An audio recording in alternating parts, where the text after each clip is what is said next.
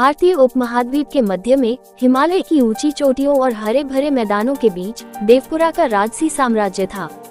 ये भूमि विविधता से समृद्ध थी, इसके लोगों से लेकर इसके परिदृश्य तक, और इसके केंद्र में बुद्धिमान और न्यायप्रिय राजा महाराजा वरुण का शासन था। महाराजा वरुण उथल पुथल की अवधि के बाद सिंहासन पर बैठे, जिसके दौरान राज्य आंतरिक संघर्ष और बाहरी खतरों से विभाजित था। प्रबुद्ध शासकों के वंश में जन्मे वरुण के पास न केवल नेतृत्व के शाही गुण थे, बल्कि भूमि और उसके लोगों की गहरी समझ भी थी। उनके शासनकाल को सभी के लिए एकता, ज्ञान और समृद्धि के प्रति दृढ़ प्रतिबद्धता द्वारा चिन्हित किया गया था। वरुण की बुद्धि दूर दूर तक प्रसिद्ध थी। वो अक्सर महल के प्रांगण में प्राचीन बरगद के पेड़ के नीचे बैठते थे और आम लोगों और कुलीनों दोनों को सलाह देते थे। उनकी अंतर्दृष्टिपूर्ण सलाह में जटिलताओं को दूर करने का एक तरीका था, और मार्गदर्शन चाहने वाले सभी लोग उनके शब्दों की सराहना करते थे। पड़ोसी राज्यों के लोग उनकी बुद्धिमत्ता की तलाश में कई दिनों तक यात्रा करते थे और नई स्पष्टता और आशा से भरे दिलों के साथ घर लौटते थे। एक दिन राजेंद्र नाम का एक विनम्र किसान महाराजा वरुण से मिलने के लिए महल में आया। राजेंद्र का गांव भयंकर सूखे से पीड़ित था और उसकी फसलें सूख गई थीं। उसने राजा के सामने झुककर प्रार्थना की, महाराज, हमारी जमीनें बंजर हैं और हमारे बच्चे भूखे सोते हैं। कृपया हमें अपनी बुद्धि प्रदान करें और समाधान खोजने में हमारी मदद करें।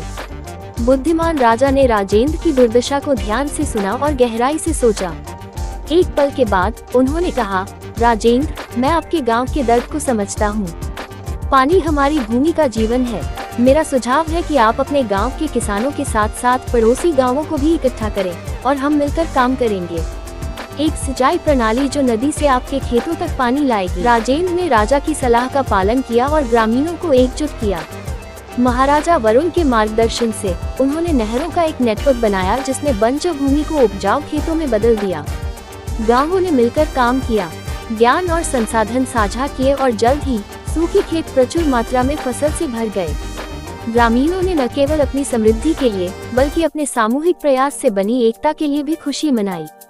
महाराजा वरुण की बुद्धिमत्ता और अपने लोगों के कल्याण के प्रति उनकी प्रतिबद्धता की प्रतिष्ठा पड़ोसी राज्य के शासक राजा राजन के कानों तक पहुंच गई। देवपुरा की समृद्धि से उत्सुक और ईर्ष्यालु राजा राजन ने वरुण की बुद्धि का परीक्षण करने के लिए एक चालाक योजना तैयार की। उन्होंने देवपुरा राजा की बुद्धि में किसी भी दोष को उजागर करने की आशा से एक कठिन पहेली पूछने के लिए एक दूत भेजा। दूत ने देवपुरा के महल में सभा के सामने पहेली प्रस्तुत की, मेरे राज्य से होकर एक नदी बहती है और उसके किनारे पर 3 पेड़ खड़े हैं। एक ओक, दूसरा देवदार और तीसरा बच है। कितने पेड़ खड़े हैं? नदी के किनारे उपस्थित विद्वानों और कुलीनों ने जमकर बहस की, लेकिन उत्तर अस्पष्ट रहा।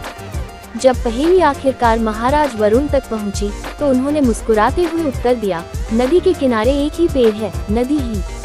वरुण की गहन व्याख्या से सभा आश्चर्यचकित रह गई।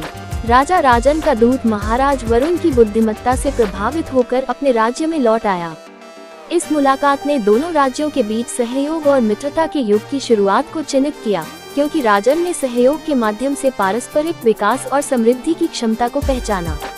जैसे जैसे महाराजा वरुण का शासनकाल जारी रहा, उनकी बुद्धि और परोपकार से कला, संस्कृति और शिक्षा में उल्लेखनीय प्रगति हुई।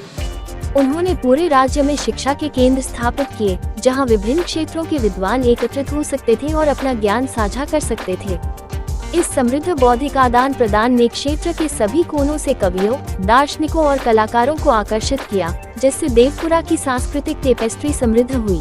वरुण ने जिस एकता को बढ़ावा दिया, वो उसकी सीमाओं से परे तक फैली।